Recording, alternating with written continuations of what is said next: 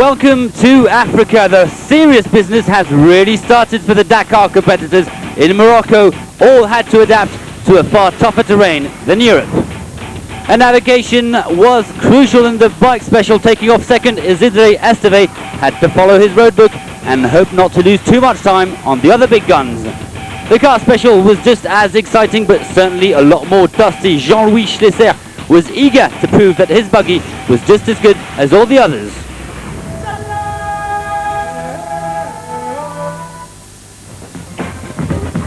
It was bye-bye Europe, adios España after yesterday's stage going from Portimao to Malaga. All the competitors of the 2006 Euro Milhões Dakar boarded ships for the Mediterranean crossing heading to Nador on the Moroccan coast. A total of 3 boats took the competitors to Africa. Traditional boarding for bikes, cars and trucks. A logistical nightmare that went smoothly as usual. And once on the boat, it was time to study the road books. Every detail will indeed count before the first African specials. Not a lot of time for a rest. The first competitors made it to the door early in the morning. At last, the scents and the sounds of Northern Africa.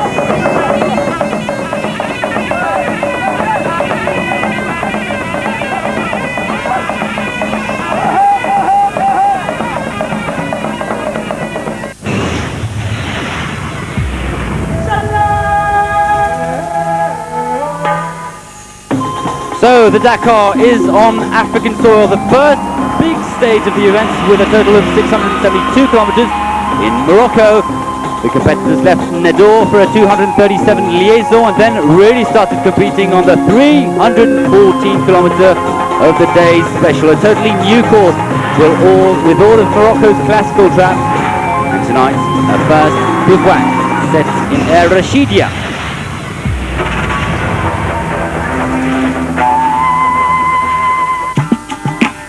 Africa at last, what all Dakar competitors have really come for. The splendid landscapes of Morocco and the Atlas Mountains, a long and demanding stage for all with absolutely superb conditions. And this man, Isidre Esteve Pujol, started in second position and he had to cope with the new navigation rules. That was the main problem of the day, and a serious problem indeed for Isidre Esteve, who lost precious time. The new KTM Gauloise rider, who lost a total of 12 minutes and 19 seconds on the day, finishing in 20th position. What a nightmare for the Spaniards, trying to find the good track.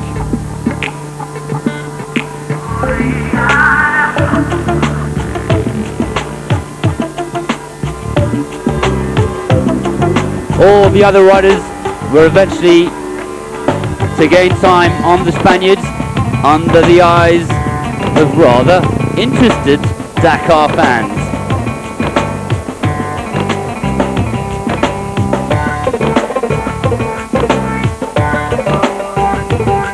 David Frétinier, winner of 3 stages last year, was also keen to test his smaller 450 Yamaha in the dust. Well, he also lost precious time, 8 minutes on the day. Not good for a man who wants to worry the KTM Armada. A newcomer in the KTM Gauloise team. He'll be a support rider for title holder Cyril Desprez, what they call a water carrier for his mate, with whom he discovered Dakar as a privateer a few years ago. Very disappointing in the 2 European stages. Paul Anders Uleval Zeta finally found a terrain that he was more familiar on. 10th at over 7 minutes for the Norwegian, the man in green. Chris Blaze, a promising rookie last year, grabbed a good 9th spot The American who admits he's still learning, following the trails of the more experienced riders. A privateer here, Agra Carrera, the first of the Yamaha bikers on the day. Jakob Agra Carrera, discovering the Atlas for this year, 2006. Also a privateer, this time from Portugal, Rodrigo Amaral. The Portuguese who are really impressing so far on this Euromilhões Dakar. Mark Coma, he'll be one to watch in the upcoming stages. One of the race favourites, the leader of the KTM Repsol team, finished in 6th position, 5 minutes and 45 seconds adrift. Maybe Cyril Depray's biggest rival. Jose Manuel Pellicer of Spain, twice in the top 10 in the European stages. Well, he did even better, finishing in 5th position and only losing 4 minutes and 11 seconds despite a crash, bruised and battered KTM.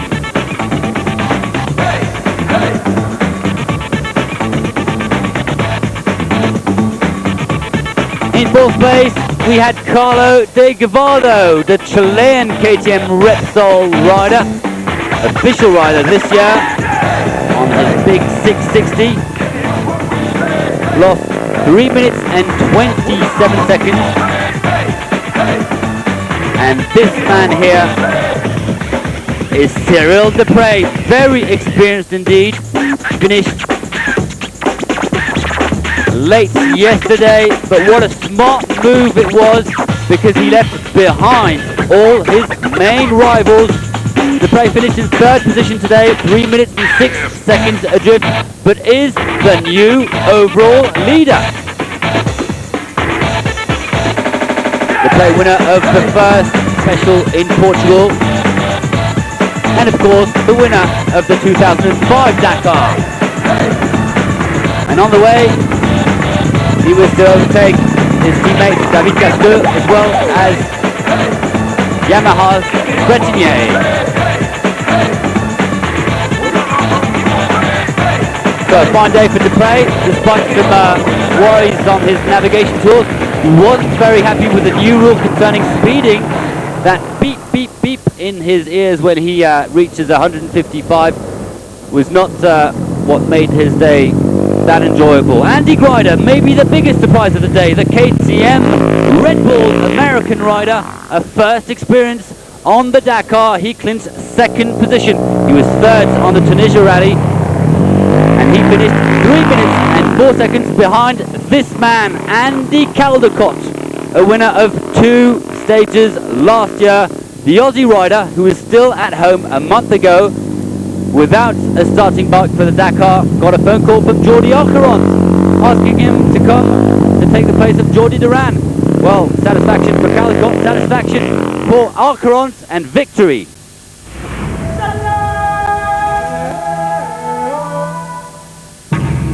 So victory goes to Andy Caldecott ahead of newcomer Andy Grider. Fine performance for the American.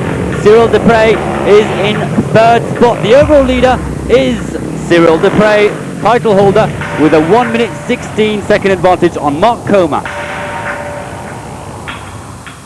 Yeah, it was a great stage today. I really enjoyed most of the riding. It was quite good. I think where I started helped me a little with the navigation. I was able to get some assistance from the other guys' tracks as well as navigating. There was some tricky navigation in there, so I think this helped me a lot during the stage. But I had a good stage. I felt comfortable, and was quite surprised to win the stage. Very surprised to get 2nd place, and I owe a lot of thanks to Andy Caldecott. He helped me find the way this morning, and I had a little difficulties with the road book, and I hooked up with him, and he got me through some trouble times, and I learned a lot, and now I'm ready for the 2nd one. But my real big days are going to come in a few when it hits the sand. Well, Bretigny explains he was unlucky today, about 100 kilometers before refueling. The electrical system of the road book broke down, so I had to use it manually. Later on, the road book was completely blocked. Very dangerous for me. A lot of stony roads with a lot of danger 3, the highest dangers. I nearly crashed twice. It was really hot, so I decided to slow down and not to attack anymore in order to end the stage safe. I really feel now that it was a good choice for me. Well, as Andreas today explains that today he perfectly knew that it was not a day for victory, but only a day to get used to the navigation. He managed to stay in front and nobody among the riders who were behind me managed to catch me. It's important to keep this rhythm. Mucho Dakar y lo importante es tener este buen ritmo.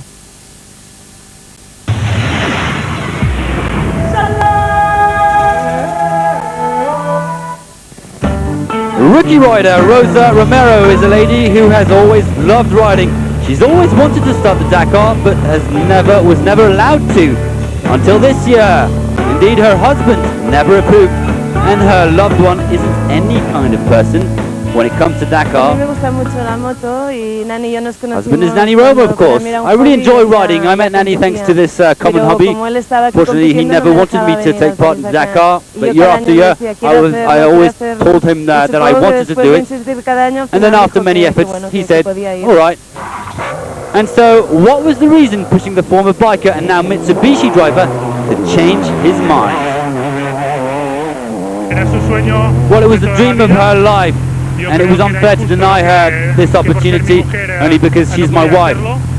Now she found someone who will help her, a good team, a good bike, and all she has to do is enjoy the race. So Rosa will compete in the rally with her team and has nothing to do with husband Nani.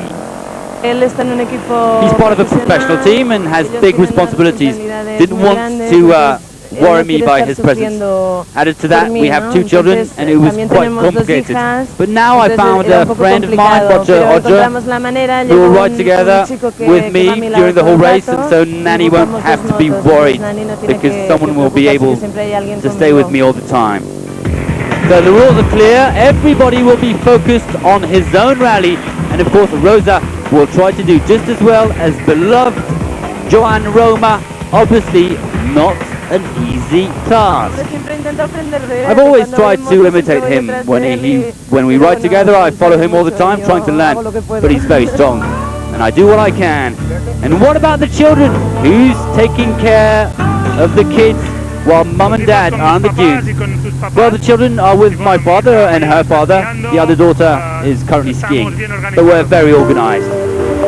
For the moment, mum and dad are doing well. Rosa is in 107th position overall, and Nani is in the top spot of the car leaderboard.